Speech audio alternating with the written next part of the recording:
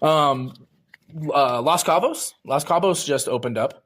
Again, they are under new management now, new ownership, and the prices are comparable. I wanted to make sure I put that out there. I saw information circulating. People were worried about the prices because they tend to be a little higher. I think it's just the day and age that we're kind of in. Yeah. $15 is a minimum now for a plate. For just about anything. You want a burger, probably $15 is what you're looking to spend per person. I will say that one of the restaurants that really have tried to keep their prices the same and have done a pretty good job of it has been Lazy Sevens, especially with the egg shortage and stuff. They just comparing to other places, and of course, with the way things are going, you got to kind of raise your prices so to make ends meet and make your quota. But for what they have done and how they've raised their prices, they've done a really good job at still keeping it affordable to locals, not just the tourists. You're not going to go and pay at Lazy Sevens anyway at like $30 for just a burger because we're in an egg shortage or a meat shortage or right. And I do really appreciate that. That's really nice that they've been able to keep their prices a little bit lower for the people of the community who really enjoy that restaurant. I know a lot of our elderly really enjoy that restaurant. Mm-hmm. So that's really nice to see that we're still, a couple of our places in town are still trying to work through what's going on just with our economics in our world right now and keep it nice for us still. Yeah. Again, the eggs, right? Yeah, the eggs, man, the eggs. When you look at like a side for one egg and it's like $4 and you just go, man, am I buying the whole dozen? Yeah. Yep. Yep. Which, you know what, that's actually a good place to put in information for you guys. There's a lot of local people that have produce, that have eggs, that have things available. The farmers markets, I think we're getting close to season for the farmers markets to be up again, right? Yeah. Check that stuff out. Personally, we have a bunch of chickens and we make quite a few eggs right now. Yeah. And what we don't use, like, let's give to the community. We donated a lot of our eggs to the churches in town. I'm not specifically sure what church because I don't handle that part, but making sure that we share our resources as a community. We've been doing that a lot more too. We're building a big old greenhouse this summer, and anything that we don't use for our family, we want to donate to the food banks and the farmers markets and stuff. I feel like that's just a really great way to get back involved with the community and lend a helping hand. And B, it's really helpful for the community to get farm fresh eggs or a pig or produce or whatever you're looking for, meat, eggs, dairy, however you want to do it. It's going to be a really great way to get people what they need still and not be quite as expensive as what we're doing right now in grocery stores and stuff, Yeah. It's much cheaper for the people doing it. Like, I think we got this whole big greenhouse and like over 100 seeds for like $400. That's like 1 month of grocery trips, Wow. And that's going to keep feeding us through the whole summer, and we're canning it so it'll feed us through the whole winter. Oh, that's amazing. Yeah, that's going to be really nice. And we'd love to share that with the community because we got way too many seeds, way too many. I talked to a member of our community and they were telling me that they've been doing hydroponic gardens for a while now. And they specifically do a lot of tomatoes and special tomatoes that he's genetically done to be able to be really resilient for the climate and everything, but they're also like premium sauce tomatoes. Yes. And I'm like, man, I got to try some of that out and see if I could, get some of that from him because that'd be yummy. Yeah, honestly, hydroponics is such a good way to go to. Like, you get so much more yield, and it's really good for your plants, especially if you're working with somewhere where you don't have a lot of space, like a lot of farmland. You can't just go and till up your entire backyard. Right. You can do it vertically up your walls in your own house. That's the best thing about it. Anyone can do hydroponics, really. Yeah.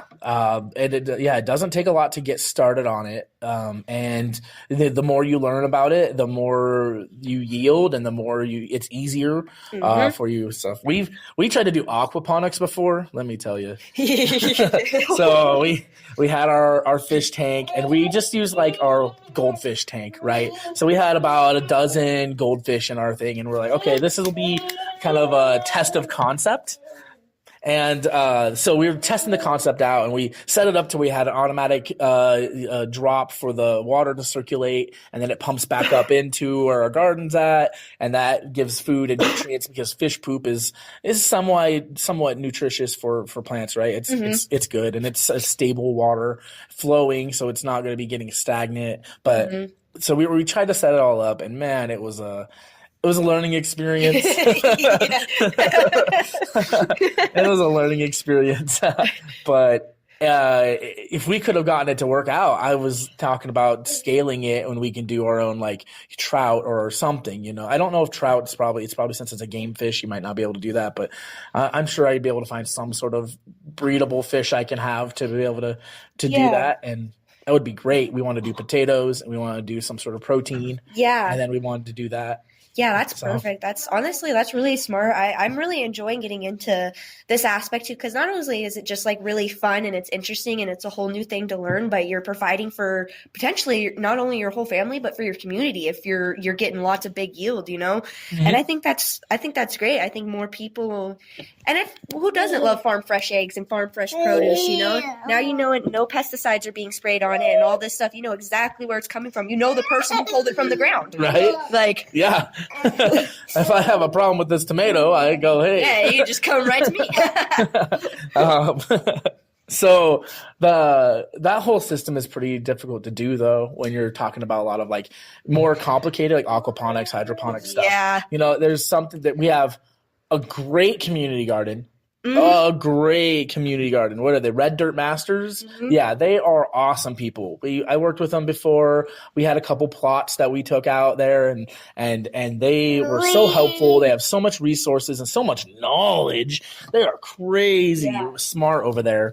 And so definitely worth talking to them and picking their brain. If you have gardening questions and stuff, I'm sure they have a Facebook page. I will try to link that in the episode recap stuff for this. And that way people can get information, because that's something that's going to be hard for everyone right now. You know, like we talked about, you know, the town's not making as much money. Where are we going to pinch money at? You know, some things like produce, things like, you know, proteins and stuff. Grocery bill's always the highest bill, you know? Yep, exactly. Exactly. So if we could cut that down. Yeah, and just start importing it from it locally instead of, you know, Max having to buy produce and all these things from, you know, way across the country and have to import it in. And then if it's the winter, you got weather conditions. If we could just do most of it here and then sell it to the grocery store and sell it to the farmer's market, I think that would really help, probably also bring prices down, because if you're not importing it all the way from California or something, that's gonna really help with costs for sure. Right. That would be a big thing. I know Hessenthaler corn, they've been able to sell it within the grocery store. Yeah. But maybe the demand you might have to meet a certain demand that they are able to meet, so they can do that. Yeah. Because you can't put 4 tomatoes out there and try to sell them, you know. Here's our 4 tomatoes, please. I'm sure you have to have some sort of requirements, or you know, it's got to be beneficial for everyone. And you know, you brought up the grocery store, and that's a good subject to kind of talk about. A lot of people feel like the local grocery store is really expensive. And sure, I think that the sentiment is true, but it's expensive kind of everywhere now. It's like even if you go everywhere. to Walmart, it's almost basically the same prices. Like maybe at Walmart it might be $1 or $2 cheaper, but it's kind of the same thing. Like you're just traveling a lot further for maybe a couple bucks less. You know, but they're kind of the same prices right now between Walmart and our local grocery. It's often comparable, and you know the local grocery stores are having such a hard time competing with big boxes like Walmart, right? They have a hard time competing, and that's not on our fault. That's that's the climate in which they are fighting for, but. The local grocery store isn't marking up prices so exuberant that you can't be able to afford to make food. And I think that's a misconception that a lot of people have, is that, you know, the market is just raising these prices out crazy because they can and they can make a bunch of money and people are going to buy $10 dozen eggs. It's definitely a side effect of just what's happening in our economy right now. They can't sell a dozen eggs for the same price they used to a couple years ago because we're just not in that same economy anymore. And at the end of the day, they still have to make enough money to buy more product for our store. Yeah. Like the eggs you're buying, $13 or whatever, if you're going to get that big 24 pack that's on sale right now. Nice. You buy that, most of that money, it's going to go into paying the employees and stuff, but a lot of that, almost everything you're buying is going to go into restocking the store because just how expensive it is. Right. It's going to be to buy more eggs. Yeah. So. And you imagine all the deli foods and all the stuff that they don't sell that are perishable. That's just a loss, right? Yep. And they're a business just like any of us here. They're a local business and they are trying to keep the prices as low as possible for people to be able to still pay their employees and give us groceries for our store, our town. Yeah. So if you're out there and you feel like the grocery store has been gouging you or whatever, I just think that we take a step back, look at it a little differently maybe, and try to do that. Definitely outsource or reach out to community people in your local Facebook groups, in our Facebook group. Yeah. And see if there are people that maybe you could pick up a dozen eggs for $5. Yeah. Just the other day there was a gal that was selling. She had 3 dozen extra eggs from her chickens and was selling those at $5 a dozen, which that's enough to help with feeding the chickens. And then cheap enough to be able to pick up yourself for dinner, for breakfast, that kind of stuff. Yeah, So. I totally agree. I think, outsourcing just some if, the eggs at the supermarket and the milk and stuff is just too expensive for you. We've got so many great ranchers, farmers, agricultural around here in our beautiful state. The Pearsons, they do goat milk, My kid has a milk protein allergy, so he can't do regular dairy. And that's been a really great option for us.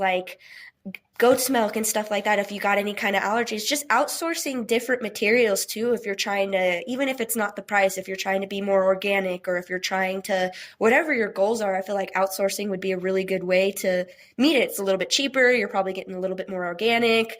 If you got a lot of allergies like my kiddos got, it's going to be a really great thing for you because you know exactly where it's coming from and it's not getting processed with any of the other dairy stuff. Or he's also got a gluten allergy, so I know it's not getting processed with anything with gluten in it.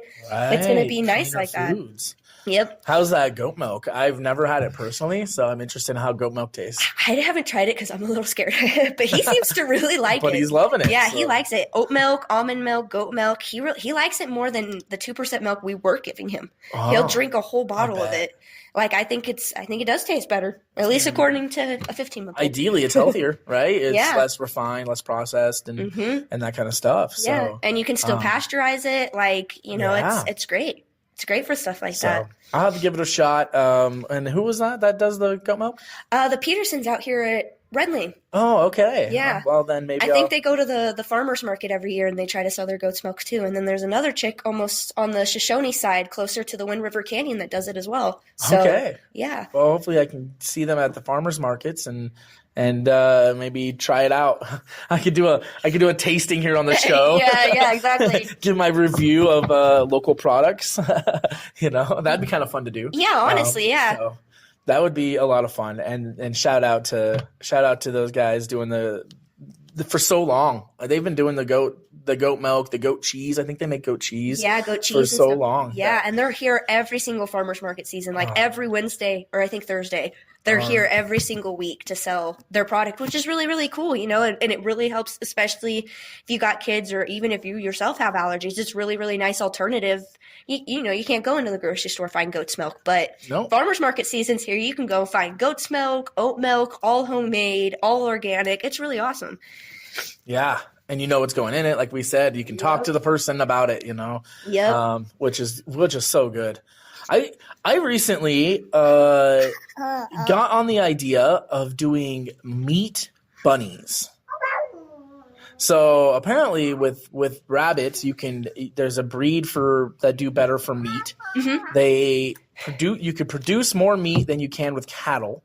And and just a mom and a dad, and they can go and make more than enough litters for you to sustain. Yeah. They don't take a whole lot of space because you can just make these. They're called tractors, but they're basically a small enclosure that has like a screen for the bottom, or like chicken wire in a sense, and then it's on wheels, at least on one end. So you lift it up and cart it over to another spot in your yard so they can eat all the little grass and clover and things like that you have. That's actually really smart, yeah. And then you don't have to have a massive space to put them like you do cattle. Right, so cattle require so much space and water and feed and health care. And, Yep. So I'm looking into that, and I put in a request with the wife that we look into doing that and what the conceivable cost is to start up. We did chickens. So I did, oh man, I can't remember how many I did. So I think about 15 meat chickens, and I did about 24 eggs chickens a couple years ago. So we're already well established, and we didn't get the quota that we were going to get because a lot of the kiddos and stuff fell in love with the chickens. So we couldn't get them all the meat chickens butchered. But I still have a few of them in my freezer, which has been so nice to be able to call on that when I need it. I could put the whole chicken into the Instapot, the pressure cooker, and just boom, one shot done. And a whole meal. And so we make a lot of chicken soup and things like that. So, but then it was a lot of work. It's a lot of work to pluck the chickens and butcher them, and we made a whole day out of it, and it was a lot of fun, especially because we made sure we had enough to do. Because if you do like 2 chickens, like sure it might be kind of easy, but it's also kind of hard. When you have enough volume, you can get like a plucker like we have and things like that, and you kind of assembly line it. Yeah. Whereas if you did like 1 or 2 chickens, you're not going to go spend $400 on a plucker, and you're going to spend $100 on this, and then the Ziploc bags, and there's a lot of things involved. But if I did rabbits, they're kind of more kept. They're not loud, that kind of stuff. There's a lot of benefits to doing rabbits. So I think that's something that I will be looking more into maybe come this spring, this summer, of finding out the right breeds. And I'll document this, but I don't think I'll put it on the podcast. I might bring it up, and what's going on with me lately. But I might just put that on my own Facebook and update people on that, because it can be really lucrative when I don't have to worry about buying a lot of meat everywhere. Yeah. We're trying to get goats and pigs because we want to do the goat's milk for him and just have like a fresh tap source. Just boom, we don't have to worry about the farmer's market coming back. So we want to do some goats to get him some goat's milk, and then we want to do some pigs. Me and my husband's family and a couple of his other relatives want to go in on like 2 big pigs and just split the cost of caring for them and their space and their feed or whatever. 2 pigs for even our entire family, as big as it is going to feed us for a whole year. Wow. Like that would be perfect. And I mean, a little bit of an upfront cost, pigs are kind of expensive. They eat a lot. Oh yeah. But at the end of the day, the meat we'd get from them would feed my whole family, his whole family, and all of his relatives for like a year. It's perfect. Right. I know there are local farmers that do pigs, and they usually do like keep one, sell one kind of trade-offs and stuff. Mm-hmm. So it might be worth, kind of looking into that if you as a listener, or you, Jasmine, if your family doesn't have a lot of the land, or it's just not feasible to the initial cost, to look what you can do, and maybe there's a chickens for eggs scenario trade that you can do kind of deal. So someone out there, if you're interested in that, and you don't have room for bunnies and chickens and pigs and oh my, then talking to what you do provide, maybe you have a skill, maybe there's a craft you have and stuff. There's plenty of people, especially you'll find down at the farmers markets and stuff, even Facebook, that are willing to trade apples for oranges, things like that. So especially because we're going to need someone to build a big pen for him, and with summer being here, my husband's going to be really busy with just his normal job. So like maybe we can even do something like that. If you want to help us build the space for the pigs, we'll give you a part of the pig. Yeah. Like I feel like that would be actually really, and just again, another great way to involve other people in the community who, like you said, may not have the space for chickens and pigs and goats, but can still get the fresh meat. Yep. And that's so helpful. There's a lot of needy people out there as well. And I guess that came off kind of funny, but what I mean is there's a lot of people that aren't as well off that do struggle with maybe a decent meal or being able to have access to some of this stuff. So, the community that we have is so amazing. We're so blessed to have what we do have here, and the tight-knit community we have. And we often look out for those kind of people, but I don't think that we look out for them enough. Yeah, I agree. A lot of people look to the less fortunate as freeloaders or look down on them. Mm-hmm. I don't feel like that's as much with our community as other places. Yeah. But it is still definitely a stigma that's out there. It's a stigma. Sure. Yeah. I think everyone's been down on their luck at some point. Why not, raise that helping hand to someone else? What a little bit goes a long way, and especially with our small town. What's that old quote? If you're nice, pass it on. Just keep passing it on, and then if the person you're nice to passes it on, it just kind of becomes it forward. Pay it forward, yeah, pay it forward. It's a ripple effect, and I think that would be really awesome for our community, especially for the people who are a little bit more fortunate and have the ability, have the land and space and whatever for animals or for produce and giving it and selling it, or having, other people come in to help so they can get a piece of the pie.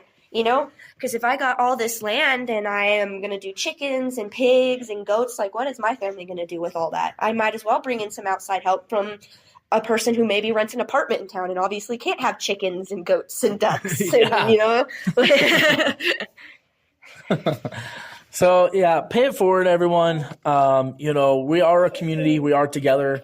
Let's just keep the ball rolling on such the blessings that we have, the good blessings that we have, I think is the way to call that. Yeah, I agree. I agree. And we can only get stronger if we're together.